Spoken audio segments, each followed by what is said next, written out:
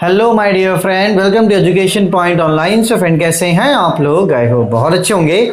सो मेरे प्यारे बच्चों, आज हम लोग स्टार्ट करने वाले mathematics 3 for AKU university Patna. ऐसा मेरा प्यारा बच्चा जो AKU यूनिवर्सिटी का छात्र है और अभी अभी अपने थर्ड सेमेस्टर में गया है बेटा, तो उनको थर्ड सेमेस्टर में पढ़ना पड़ता है मैथमेटिक्स 3। तो आज मैथमेटिक्स 3 का हम लोग डेमो लेक्चर स्टार्ट करेंगे और आज जो हमारा ब्रांच होगा बेटा वो इलेक्ट्रॉनिक्स एंड कम्युनिकेशन इंजीनियरिंग होगा। मैकेनिकल सिविल का कोर्स ऑलरेडी आ चुका है, लिंक आपको डिस्क्रिप्शन पे मिल जाएगा। पूरा प्लेलिस्ट बना हुआ है मैकेनिकल और सिविल के लिए, तो जो मैकेनिकल सिविल के बच्चे हैं वो वहां उस प्लेलिस्ट को फॉलो करेंगे। और साथ ही साथ जो कंप्यूटर साइंस के बच्चे हैं बेटा, तो कंप्यूटर साइंस का जो बच्चा उनका भी प्लेलिस्ट बहुत जल्द आ जाएगा। विद इन 2 और 3 डेज आपका प्लेलिस्ट आ जाएगा, आप लोग भी पढ़ पाओगे। तो चलिए, आज जो हमारा ब्रांच है बेटा वो ECE ब्रांच है, मैथमेटिक्स 3 AKU पटना। और आज हम लोग स्टार्ट करने वाले हैं यूनिट नंबर 2। देखिए, बहुत ऐसे बच्चे जो थोड़ा बहुत कंफ्यूज हो सकते हैं, तो मैं उनको ये बोलूंगा कि फर्स्ट ऑफ ऑल आप सिलेबस का वीडियो जरूर देखिए, क्योंकि सिलेबस के वीडियो में पढ़ना किस तरीके से है और ये जो सेट थ्योरी है, ये डिस्क्रीट स्ट्रक्चर का पार्ट है, वहां पर मैंने डिस्कस करा है। और साथ ही साथ मेरा प्यारा बच्चा सिग्नल एंड कंट्रोल के बारे में भी मैंने वहां पर आपसे बात की है। तो अगर आप इस लेक्चर को पहली बार देख रहे हैं तो मैं आपसे ये बोलूंगा कि आप सिलेबस का वीडियो पहले जाकर देखिए, क्योंकि चीजें आपको वहां पर क्लियर हो पाएंगी। लिंक आपको डिस्क्रिप्शन पे मिल जाएगा। एंड जो बच्चे भैया कंटिन्यू करना चाहते हैं वो कंटिन्यू करेंगे यहाँ पर।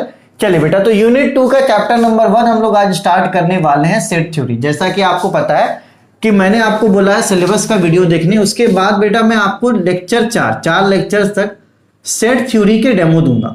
4 लेक्चर्स तक मैं आपको सेट थ्योरी का डेमो प्रोवाइड करूंगा। अगर आपको ये अच्छा लगेगा मेरा प्यारा बच्चा, तो फुल कोर्स आपको ऐप पर मिलेगा, मेरा एजुकेशन पॉइंट ऑनलाइन ऐप, इसका लिंक भी डिस्क्रिप्शन पे है। तो आप उस ऐप को डाउनलोड करेंगे, डाउनलोड करने के बाद स्टोर पे जाएंगे एंड स्टोर पे सर्च करेंगे AKU। तो जब आप AKU सर्च करेंगे मेरे प्यारे बच्चों, तो आपको वहां पर दिखेगा AKU मैथमेटिक्स 3। अब यहाँ पर आपको गलती ये नहीं करना है, क्योंकि मैथमेटिक्स 3 हर एक ब्रांच का बच्चे का अलग है, तो आपको अपने कोर्स और ब्रांच को अच्छे से देखकर वहां पर परचेस करना है। ठीक है बेटा, चलिए। तो सेट थ्योरी ये पार्ट है आपका डिस्क्रीट स्ट्रक्चर का, जो मैंने आपको डिस्कस किया था सिलेबस के वीडियो में। और डिस्क्रीट स्ट्रक्चर का ये सेट थ्योरी मैं पहले पढ़ा चुका हूं, तो मैं अब उस लेक्चर को ऐड करने वाला हूं बेटा। उस लेक्चर को आप अटेंड कीजिए। आप बस ये देखिएगा कि जो मैं पढ़ा रहा हूं वो आपको समझ में आ रहा है या नहीं आ रहा है। ठीक है, और सिलेबस के वीडियो में आप जरूर जाके देखिए, क्योंकि वहां पर मैंने सिग्नल और कंट्रोल के बारे में भी बात की है, कि वहां पर जो आपका बेसिक मैथमेटिक्स है उसके लिए मैंने बात किया। तो अगर आप सिलेबस का वीडियो देख लेंगे तो आपको चीजें क्लियर हो जाएंगी। बाकी आप यहाँ पे 4 डेमो लेक्चर्स एंजॉय कीजिए। मैं पूरा प्लेलिस्ट बना दे रहा हूँ, लिंक आपको डिस्क्रिप्शन पे मिल जाएगा। अगर आपको अच्छा लगता है तो ऐप के स्टोर पर आप पूरा कोर्स पा सकते हैं। ठीक है बेटा, तो चलिए मैं सेट थ्योरी का लेक्चर ऐड कर रहा हूँ, तो आप उसको एंजॉय कीजिए। तो my dear friend, welcome to education point online. So friend, कैसे हैं आप लोग? आई होप बहुत अच्छे होंगे। सो मेरे प्यारे बच्चों, आज अपन स्टार्ट करने वाला एक नया टॉपिक। जिस टॉपिक का नाम है आपका सेट थ्योरी।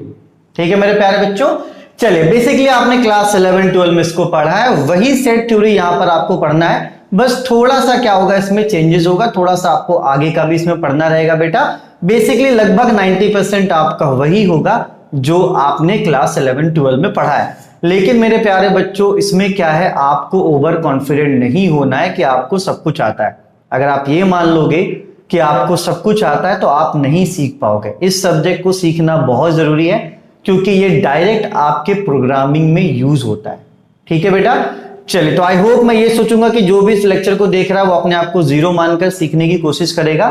मैं ये नहीं बोल रहा हूं आपको नहीं आता है, आपको आता है, लेकिन सीखने के लिए आप ये सोच के चलो कि आपको कुछ नहीं आता, तब जाके आपको क्या होगा, इस सब्जेक्ट में थोड़ा सा इंटरेस्ट आएगा, क्योंकि बड़ा बोरिंग है यार। ठीक है, चलिए बेटा। तो सेट आपने क्लास 11-12 में बहुत पढ़ा है। क्या है बेटा set? Set is a collection of well defined object और एलिमेंट। मतलब बेटा सेट क्या है? बेसिकली एक कलेक्शन है, किसका? ऑब्जेक्ट का और एलिमेंट्स का। ठीक है, वो ऑब्जेक्ट और एलिमेंट्स आपका कुछ भी हो सकता है, 1 2 3 4 5 हो सकता है, आपका अल्फाबेट ABCDE हो सकता है, वो कुछ भी हो सकता है मेरे प्यारे बच्चों। लेकिन उसमें जो प्रॉपर्टी है ये होनी चाहिए वेल डिफाइंड। मतलब सेट के जो एलिमेंट्स होने चाहिए बेटा वो वेल डिफाइंड होने चाहिए। अब आप बोलोगे सर ठीक है, वेल डिफाइंड का मतलब क्या होता है? देखो एक बात समझो, जैसे कि मैंने यहां पर लिख कर रखा है एक set A is equals to 1 2 3 4। इस अंदर को क्या बोलते हैं बेटा, अंदर वाले जो चीजें हैं उनको क्या बोलते हैं, एलिमेंट्स बोलते हैं। और ये जो ए है बेटा, ये क्या है आपका नोटेशन ऑफ सेट है। ठीक है, क्या मैं इसको बोल सकता हूं कि ये वेल डिफाइंड है? मैं बोल सकता हूं हाँ ये वेल डिफाइंड है। बोलोगे सर आप बड़ा वेल डिफाइंड कर रहे हो, होता क्या है ये तो बताओ। देखो मेरे प्यारे बच्चों, सेट का वेल डिफाइन होना जरूरी। इसका मतलब ये है कि अगर कोई सेट मैं बना रहा हूं और अगर वही कंडीशन में सेट आप बना रहे हो और अगर उसी कंडीशन में कोई और बंदा सेट बना रहा है, तो तीनों का सेट क्या होना चाहिए, इक्वल होना चाहिए, तभी उसको क्या बोलेंगे, वेल डिफाइंड बोलेंगे। बोलोगे सर क्या बताया, कुछ नहीं समझ में आया। देखो बेटा एक एग्जांपल लेता हूं, आपको पूरी चीजें क्या हो जाएंगी, क्लियर हो जाएंगी। अगर मैं एक सेट बनाता हूं जिसमें क्या होगा बेटा, कलेक्शन ऑफ मंथ होगा कि एक साल में कितने मंथ्स आते हैं, ठीक है, वो उसका क्या करूंगा बेटा, मैं एक सेट बनाता हूं। देखो तो मंथ में कौन कौन सा मंथ आता है बेटा, जनवरी आता है, फरवरी आता है, मार्च आता है, अप्रैल आता है, डॉट डॉट डॉट। अगर मैं आपको बोलूं, मैं आपको बोलूं कि भैया एक ऐसा सेट बनाओ जिसमें क्या होना चाहिए, कलेक्शन ऑफ मंथ्स होना चाहिए इन अ ईयर, कि एक साल में कौन कौन सा मंथ आता है, तो जाहिर सी बात है आप भी वही बनाओगे, जनवरी, फरवरी, मार्च। अगर आप किसी तीसरे बंदे को बोलते हो कि भाई एक ऐसा सेट बनाओ जिसमें क्या होना चाहिए, कलेक्शन ऑफ मंथ होना चाहिए, तो वो तीसरा बंदा भी वही बनाएगा, वो भी जनवरी, फरवरी, मार्च, अप्रैल, मई, जून, वो भी क्या करेगा बेटा, वही सेट बनाएगा। तो देखो कोई चेंजेस आया क्या, नहीं। तो इसी को क्या बोलते हैं बेटा, हम लोग बोलते हैं वेल डिफाइंड। एक और एग्जांपल लेते हैं बेटा, कभी भी एक एग्जांपल सफिशिएंट नहीं होता, एक और एग्जांपल लेते हैं। जैसे कि मैं एक सेट बनाता हूं जिसमें 1 से लेकर 6 तक नंबर होंगे, 1 to 6, 1 और 6 को इंक्लूड नहीं करेंगे, 1 से लेकर 6 तक के बीच का नंबर का सेट बनाना है। तो यार 1 से 6 के बीच में क्या आता है, 2 आता है, 3 आता है, 4 आता है, 5 आता है। अगर आपको मैं बोलूंगा कि आप एक ऐसा सेट बनाओ जिसमें 1 से 6 तक क्या होना चाहिए, नंबर होना चाहिए, 1 और 6 को आपको कंसिडर नहीं करना है, तो आप भी वही बनाओगे, आप भी वही बनाओगे, 2, 3, 4, 5। अगर आप किसी तीसरे बंदे को बोलते हो कि भाई एक ऐसा सेट बनाओ जहां पे 1 से 6 तक नंबर होना चाहिए, 1 और 6 को आपको इंक्लूड नहीं करना, तो वो भी वही बनाएगा। इसका मतलब क्या है बेटा, वो वेल डिफाइंड है सभी के लिए। अगर मैंने कुछ लिखा है, ये बात समझिएगा बेटा, सेट है ना, वो सबको समझ में आना चाहिए। अगर मैं कोई सेट लिख रहा हूं तो वो वेल डिफाइंड होना चाहिए कि उसे सब कोई समझ पाए। अगर आप कोई ऐसा सेट बना रहे हो जो आप खुद ही बनाकर खुद ही समझ रहे हो, तो उसको आप सेट नहीं कहोगे। जैसे कि फॉर एग्जाम्पल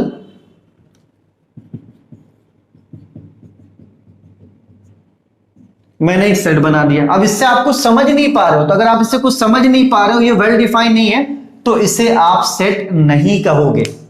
ठीक है मेरे प्यारे बच्चों, एक सेट ऐसा होना चाहिए जो सभी को समझ में आना चाहिए, और ऐसा नहीं कि अगर वही सेट कोई दूसरा बनाता है तो अलग हो जाए, नहीं। इसका मतलब क्या है बेटा, कि जो आपका ऑब्जेक्ट और एलिमेंट होता है वो क्या होना चाहिए बेटा, आपका वेल डिफाइंड होना चाहिए। आई होप ये बात आपको समझ में आई होगी कि ऐसा सेट बनाना बेटा जो सभी को समझ में आए।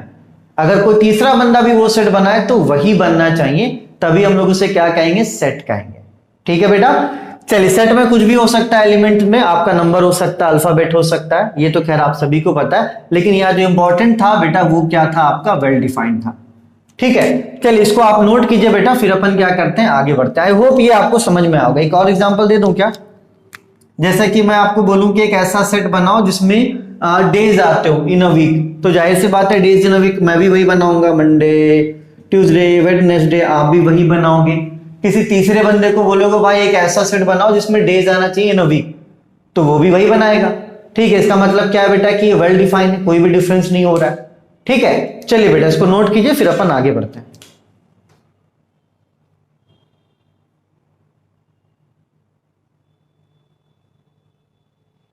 चलिए माय डियर फ्रेंड, अब थोड़ा सा आगे बढ़ते हैं। यहां पर देखो बेटा कुछ स्पेशल नोटेशंस हैं जो किसी पार्टिकुलर सेट को दिया जाता है, आप इसको थोड़ा सा रिकॉल कर लो, है ना बेटा। जैसे कि यहां पर देखो एन किसको दिया गया बेटा, सेट ऑफ नेचुरल नंबर को। ठीक है, डब्ल्यू किसको दिया गया बेटा, सेट ऑफ होल नंबर को। ठीक है, जेड और आई किसको रिप्रेजेंट करता है बेटा, सेट ऑफ ऑल इंटीजर्स को। और आपका क्यू रिप्रेजेंट करता है सेट ऑफ रैशनल नंबर को।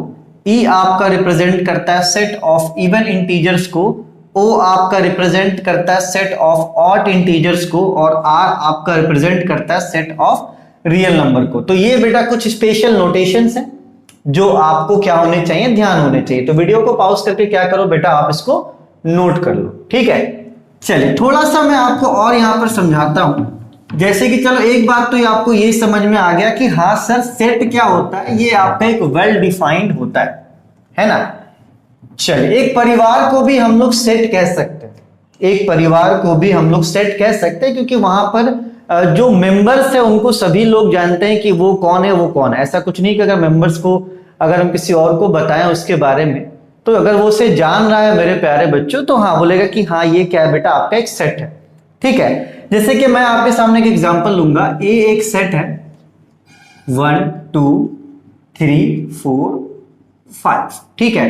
अगर मैं यहां पर एक एलिमेंट कंसीडर करूं 3, ठीक है, तो मैं लिख सकता हूं कि 3 बिलोंग्स टू सेट ए। इसका मतलब ये होता है मेरे प्यारे बच्चों कि ये जो 3 है ये किससे बिलोंग करता है, ये सेट ए में है, मतलब सेट ए से ये क्या करता है, बिलोंग करता है। जैसे कि मैं अगर बोला जाऊं तो जाहिर सी बात है मैं अपने परिवार से बिलोंग करता हूं, जिसको सभी लोग जानते हैं। तो समझ लो कि ये जो 3 है इस परिवार का हिस्सा है, इस परिवार का हिस्सा है। तो इसको बोलते हैं बेटा हम लोग बिलोंग्स टू।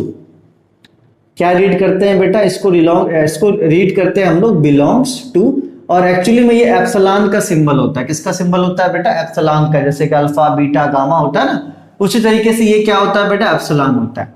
अगर मैं 4 को बोलूं तो जाहिर सी बात है 4 भी किस पे बिलोंग करता है बेटा, सेट ए से बिलोंग करता है। तो 4 बिलोंग्स टू सेट ए। चलो ये भी बात आप मानोगे, ठीक है। इससे भी क्या बोलोगे, हाँ sir 4 belongs to set A. आप इसको इस तरीके से रीड करोगे। अगर मैं यहां पर 8 लिख दूं, अब कोई बाहर का बंदा आके बोलेगा कि मैं उस परिवार का हूं, तो आप मानोगे, आप बोलोगे नहीं आप इस परिवार के नहीं है। मतलब 8 जो है मेरे प्यारे बच्चों वो सेट ए से बिलोंग नहीं करता है। तो उसको आप इस तरीके से लिखोगे, बिलोंग्स करके क्या करोगे, ऐसे काट दोगे, ठीक है। तो इसको आप रीड कैसे करोगे बेटा, इसको आप रीड करोगे 8 does not belongs to set A. या तो 8 not belongs to set A भी कर सकते हो, डज लिखने की जरूरत नहीं है। 8 not belongs to set A, ठीक है बेटा। चलिए तो एक बात आपको समझ में आया कि अगर एलिमेंट आपका सेट ए में है तो उसका मतलब वो कि बेटा वो आपका सेट ए से बिलोंग करता है। कुछ कोई ऐसा एलिमेंट जो आपके सेट में नहीं है तो वो बिलोंग्स नहीं करेगा, ठीक है। तो बिलोंग का सिंबल ये होता है और नॉट बिलोंग का सिंबल ये होता है। जैसे कि मैं लिख दूं 9, तो 9 क्या होगा मेरे प्यारे बच्चों, 9 does not belong to set A, ठीक है, not belong to set A. तो बिलोंग्स को इस तरीके से रिप्रेजेंट करते हैं। और बिलोंग्स कब कहेंगे बेटा, जब हमारा एलिमेंट उस सेट में प्रेजेंट हो, ठीक है। 8 यहां पर प्रेजेंट नहीं है इसलिए ये नॉट बिलोंग होगा। 9 भी यहां पर प्रेजेंट नहीं है तो ये भी क्या होगा बेटा, आपका नॉट बिलोंग्स होगा, ठीक है। चलो इसको नोट करो बेटा, फिर अपन क्या करते हैं, आगे बढ़ते हैं। चलिए माय डियर फ्रेंड, तो अब आगे बढ़ते हैं। अब पढ़ते हैं बेटा हम लोग सेट आर एक्सप्रेस्ड एज। दो तरीके से अपन सेट को क्या करते हैं बेटा, रिप्रेजेंट करते हैं। जो पहला फॉर्म होता है वो आपका होता है टेबुलर फॉर्म, जिसको रोस्टर फॉर्म भी कहते हैं। और जो दूसरा फॉर्म होता है बेटा वो होता है आपका set builder form. Class 11th में आपने बहुत सारे क्वेश्चंस करे होंगे जहां पर आपको टेबुलर फॉर्म से सेट बिल्डर फॉर्म में कन्वर्ट करना रहता था और सेट बिल्डर फॉर्म से टेबुलर फॉर्म में कन्वर्ट करने के क्वेश्चंस आपको क्लास 11th में पढ़ने थे। थोड़ा सा रिकॉल करते हैं बेटा। देखो ये जो टेबुलर फॉर्म होता है ना, यहां पर क्या करते हैं हम लोग, सारे एलिमेंट्स को लिख देते हैं। एकदम कोई कंफ्यूजन वाला कोई सीन नहीं होता है। सारे एलिमेंट्स को क्या करते हैं बेटा, हम लोग लिख देते हैं। जैसे फॉर एग्जाम्पल मेरे प्यारे बच्चों, मैंने लिख दिया ए एक सेट है जिसमें 2 4 6 और 8 है, ठीक है। या तो मैंने एक और सेट लिख दिया बेटा जिसमें आपका ए ई आई ओ यू। यहां पर क्या किया बेटा, हमने सारे एलिमेंट्स को लिख दिया है, ठीक है। लेकिन इसी को अगर हमें बोला जाए कि आप सेट बिल्डर फॉर्म में लिखो, तो हम लोग इसको कैसे डिफाइन करते हैं बेटा? उसके प्रॉपर्टी से। मतलब इसको हम लोग रीड करेंगे और इसकी प्रॉपर्टी को यहां पर क्या करेंगे बेटा? लिखेंगे, तो वो किस में आएगा? सेट बिल्डर फॉर्म में आएगा। देखो जैसे कि फॉर एग्जांपल इसको हम लोग क्या करते हैं? सेट बिल्डर फॉर्म में लिखते हैं। तो देखो यहां लिखने का तरीका देखना। ए यहां पर क्या लिख दो बेटा? एक्स। क्या लिख दो बेटा? एक्स। ठीक है। ए क्या है बेटा? आपका एक सेट है जो क्या है? एक्स है। ये जो सिंबल होता है ना बेटा, ये आपका होता है सच डैट का। इसको क्या बोलते हैं बेटा? इसको बोलते हैं सच डैट। ठीक है कि एक्स क्या है? X such that. तो यहां पर देखो बेटा, एक्स आपका क्या है? इवन नंबर है। एक्स क्या है बेटा? आपका इवन नंबर है। तो आप इसको इस तरीके से लिख सकते हो, x is even number between 0 to 9। ठीक है। x क्या बेटा? आपका एक इवन नंबर है 0 to 9। तो आप इसे समझ जाओगे कि 0 से 9 के बीच में जो इवन नंबर, तो जाहिर सी बात है 0 से 9 के बीच में जो इवन नंबर होगा वो क्या होगा बेटा? 2 होगा, 4 होगा, 6 होगा, 8 होगा। तो यहां पे देखो हमने क्या किया? पूरे एलिमेंट्स को डिफाइन करा, लेकिन यहां पर क्या किया बेटा? उसकी प्रॉपर्टीज को लिखा है।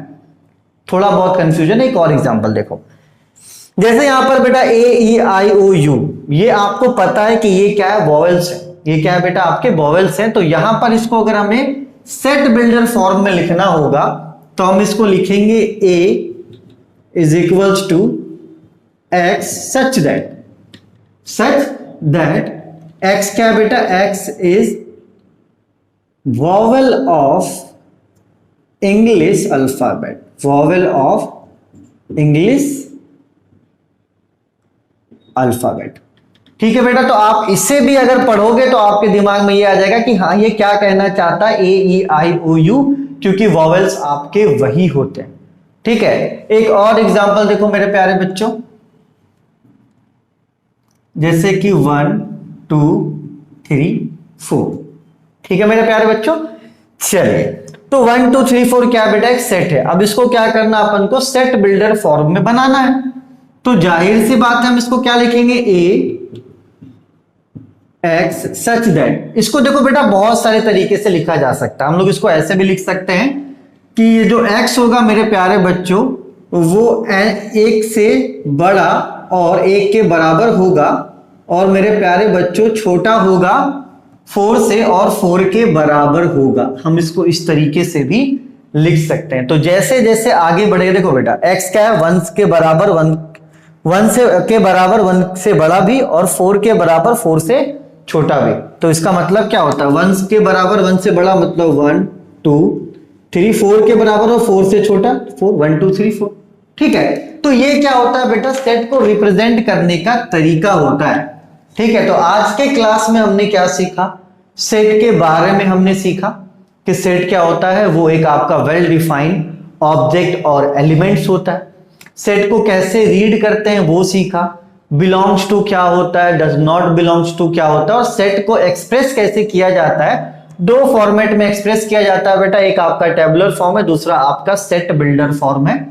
तो आज हमने बेसिकली ये पढ़ा। अभी एक दो लेक्चर्स बहुत छोटे छोटे होंगे, ठीक है, क्योंकि अचानक से अपन को बहुत सारी चीजें नहीं करनी है। धीरे धीरे हम लोग स्पीड बढ़ाएंगे बेटा, क्योंकि आप सभी को पता है कि बड़ा बोरिंग टाइप का है। लेक्चर जितने बड़े होंगे उतना आप बोर होते चले जाओगे इसलिए आप बोर ना हो। तो फिलहाल स्टार्टिंग के लेक्चर्स का जो लेंथ होगा बेटा वो लगभग ठीक ठाक रहेगा, ना ज्यादा बड़ा ना ज्यादा छोटा। ठीक है, चलिए तो आप इसको एक प्रॉपर नोट्स बनाइएगा। फिर आपसे मिलते हैं अगले क्लास में, जहां पर हम लोग देखेंगे टाइप्स ऑफ सेट। ठीक है, सेट हमारे कितने टाइप्स के होते हैं, और टाइप्स ऑफ सेट में मानकर चलो कि 2 क्लास तो हमारा लग ही जाएगा, क्योंकि उसमें अपन क्या करेंगे, पार्टिकुलर एक एक सेट को अच्छे से पढ़ेंगे। अगर हुआ तो एक ही क्लास में कर लेंगे। ठीक है बेटा, चलिए तब तक अपने और अपनों का खूब ख्याल रखिए। अगर आपको वीडियो पसंद आया हो तो आप अपने दोस्तों को भी जरूर शेयर करें बेटा। ठीक है, चलिए take care, bye bye, Tata.